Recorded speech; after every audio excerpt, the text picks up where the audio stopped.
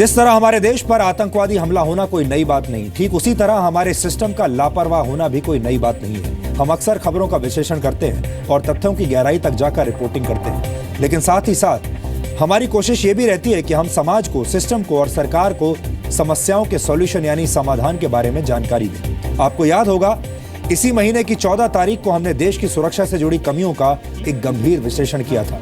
मैंने आपको जानकारी दी थी कि कैसे दुश्मनों से देश की सुरक्षा के दावे पानी के तेज बहाव में बह गए हैं।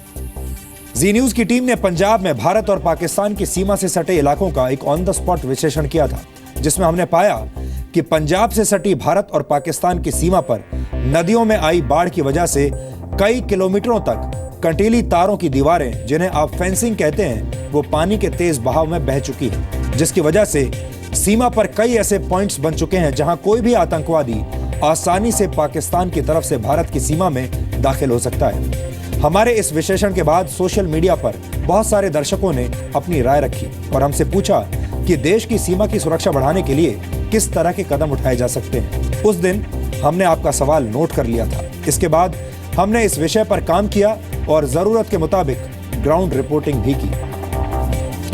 आज हम सीमा की सुरक्षा से जुड़े कई महत्वपूर्ण सवालों का जवाब आपको देंगे। हमें लगता है कि हमारे देश की सीमाएं तभी सुरक्षित हो सकती हैं जब हम सरहदों को स्मार्ट बनाएंगे। बॉर्डर की चौकसी के लिए तैनात बॉर्डर सिक्योरिटी फोर्स ने पंजाब में पाकिस्तान की सीमा से सटे कुछ इलाकों में एडवांस टेक्नोलॉजी वाली laser walls, anti tunnel sensor, seismic sensors, smart fencing systems और थर्मल सेंसर्स लगाए हैं, जो भारत की सीमाओं को पहले के मुकाबले बहुत मजबूत बना देंगे। हमें लगता है कि यह तकनीक देश के किसी एक इलाके तक सीमित नहीं रहनी चाहिए।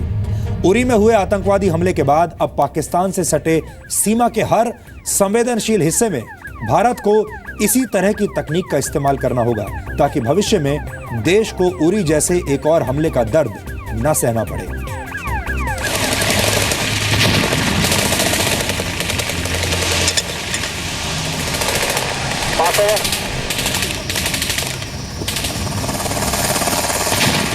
पहले दीनानगर,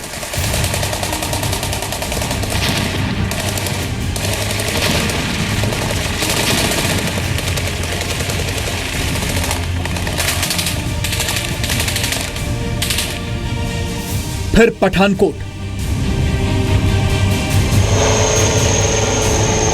और अब उरी में सेना के कैंप पर हुआ आतंकी हमला। इन तीनों ही हमलों में जांच एजेंसियों को इस बात का शक है कि आतंकियों ने हमले के लिए एक ऐसा रास्ता चुना जहां से सुरक्षा एजेंसियों को चकमा देकर आसानी से घुसपैठ की जा सकती है।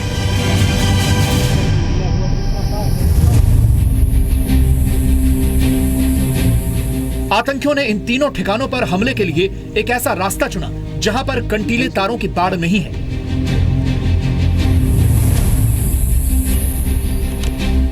पाकिस्तान की खुफिया एजेंसी आईएसआई की मदद से आतंकियों ने देश में घुसपैठ के लिए नदियों और जंगलों का रास्ता चुना, क्योंकि उन्हें यह बात अच्छी तरह से मालूम थी कि नदी पर कंटीले तारों की बाड़ यानी फेंसिंग की नहीं जा सकती और ऐसे में सेना और बीएसएफ के जवानों को आसानी से चकमा दिया जा सकता है।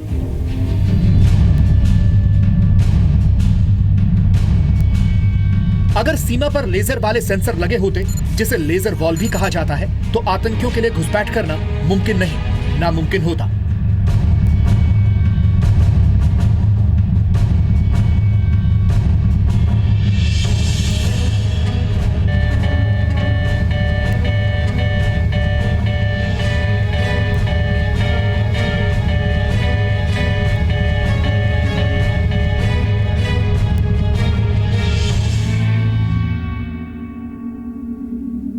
जो हमारे लेज़र बीम सीमा पर निगरानी के लिए लगाए गए हैं, जो रात के अंधेरे में हमारे लिए बहुत ही मददगार साबित होते हैं।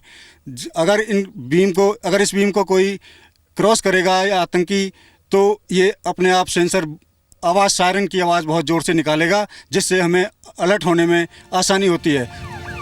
दीनानगर और पठानकोट पर हुए हमले के बाद पंजाब से सटे कुछ ऐसे ही इलाकों में लेजर बीम वाले सेंसर्स लगाए गए हैं।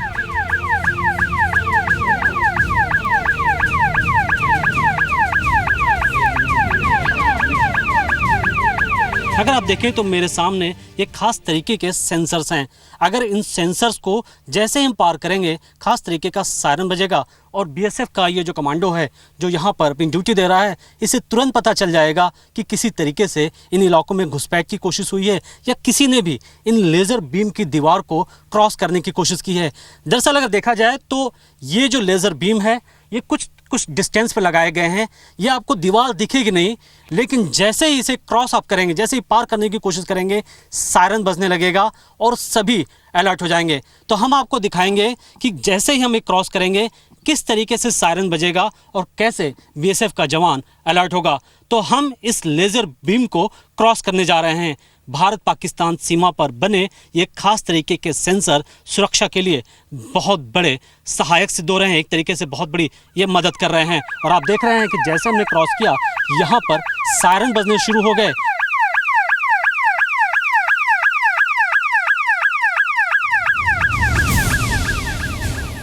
भारत और पाकिस्तान से सटे कुछ इलाके नदी, नाले, जंगल और पहाड़ों से भरे हुए हैं और समतल जमीन न होने की वजह से फेंसिंग हर जगह नहीं लगाई जा सकती। ऐसे में इस तरह के सेंसर्स भारत के सुरक्षा घेरे को और भी मजबूत बना सकते हैं।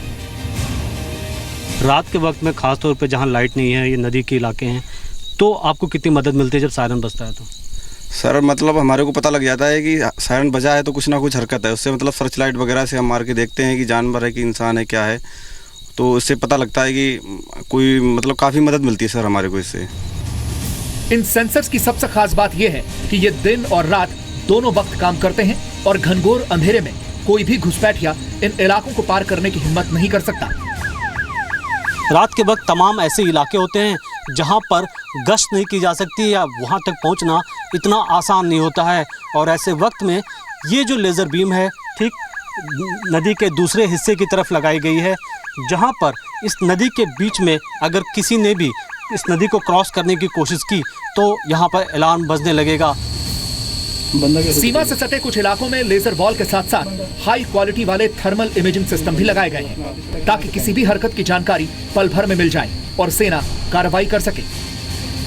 ऐसे वक्त में जहाँ पर तमाम फेंसिंग इन इलाकों में नहीं है, टूटी हुई है, ऐसे में ये जो थर्मल इमेजिंग की जो टेक्निक है वो काफ़ी हेल्पफुल है, क्योंकि खूब अंधेरे में भी यहाँ बैठा जो कमांडो है उसे पता चल जाएगा कि 1 से 1.5 किलोमीटर के दूर दराज के इलाकों में, चूँकि यहाँ से फेंसिंग पर भी नज़र रखी जाती है कि कौन आ जा रहा है, कौन वहाँ पर खड़ा है, या किसी तरीके का कोई जानवर है या कोई घुसपैठिया इन इलाकों को पार करने की कोशिश में है। तो HLT जो हमारे लिए काफ़ी मददगार है। इससे हम जो भी आगे की मूवमेंट हम ऑब्जर्व करते हैं उसको इंश्योर करते हैं कि ये क्या चीज़ है। जानवर हो तो पता चल जाता है हमारे को, अगर आदमी भी मान लो आगे हाथ करके चल रहा हो तो भी हमारे को पता लग ही जाता कि वो डेली हम यही ड्यूटी करते हैं। भारत और पाकिस्तान से सटी सीमा पर ऐसे ही लेजर वॉल लगाने का फैसला 2 साल पहले लिया गया था, लेकिन उसके बाद ये प्रोजेक्ट सरकारी फाइलों में दबकर कहीं खो सा गया। हालांकि अब समय की मांग यही कह रही है कि अगर सीमा पर भारत की सुरक्षा को अभेद करना है तो लेजर वॉल की किलेबंदी करनी ही होगी। कैमरामैन पवन के साथ मनीष शुक्ला, जी मीडिया, गुरदासपुर, पंजाब। और अब आपको इस आधुनिक तकनीक के बारे में कुछ एक्स्ट्रा जानकारियां देते हैं। जैसे ही कोई भी घुसपैठिया सीमा की तरफ बढ़ने की कोशिश करेगा या बिना फेंसिंग के इलाके में लेजर बीम को पार करने की कोशिश करेगा तो अलार्म बजने लगेगा। लेजर वॉल नदियों और घाटियों जैसे इलाकों के लिए ज्यादा कारगर साबित होंगी क्योंकि वहां फेंसिंग नहीं की जा सकती। लेजर पर आधारित ये कम्युनिकेशन सिस्टम एक बार में कई तरह के आंकड़ों को ट्रांसफर कर सकता है और वो भी रेडियो बीम की रफ्तार के मुकाबले ज्यादा तेजी से।